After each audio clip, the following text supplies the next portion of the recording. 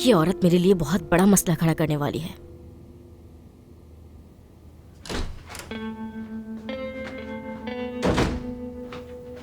अल्लाह पूछेगा इन लोगों को। तो खुद तो पेट भर के खाना खाते हैं और ये चाहते कि सब इनकी खिदमत करें। अम्मी, इन लोगों के पास करने के लिए और कोई काम नहीं है। इनको बस अपने नौकरों पर हुक्म चलाना आता है।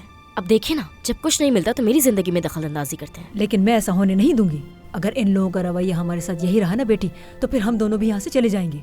2 पैसों की खातिर हमें नौकर बना के रखा हुआ है। लेकिन मैंने अभी यही सोच लिया कि मुझे क्या करना है। अगर ये सब कुछ ऐसे ही चलता रहा तो फिर हम अपना घर बेच देंगे। अच्छे खासे पैसे हमारे हिस्से में आएंगे, ठीक है? उन पैसों से हम अपना कोई अच्छा सा किराए का घर देख लेंगे और इन लोगों से जान छुड़ाएंगे। अच्छा अम्मी, बस कर जाए। जरूरत पड़ी तो करीम साहब से बात कर लूंगी। क्या तुम उनसे बात नहीं करोगी? मैं बात करूंगी इस दफा उनसे और जाकर सारी हकीकत बताऊंगी। तुम्हारे बाप की वजह से ये लोग तुम्हारे साथ ये सलूक हरगिज नहीं कर सकते। और जानती हो ये सब क्यों करते हैं? हसद करते हैं तुम्हारी खूबसूरती से, तुमसे जलते हैं ये लोग। उनका बस चले तो वो तुम्हें आज ही घर से निकाल दें। मैं अच्छी तरह जानती हूँ कि आखिर उन्हें मुझसे मसला क्या है।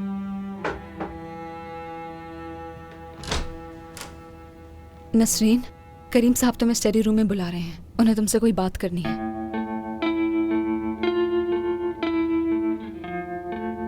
सुनाई दे रहा है तुम्हें?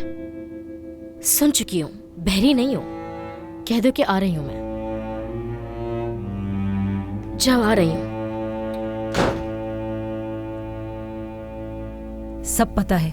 मुझे लगता है वो तुम्हारी शादी के बारे में बात करेंगे। उठो, मैं भी साथ चलती हूँ। नहीं नहीं नहीं अम्मी, कोई जरूरत नहीं।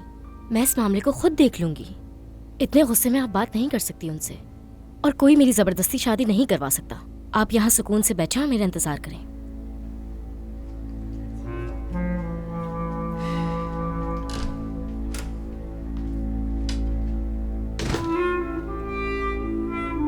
मेरी तो तबीयत ही खराब हो जाती है।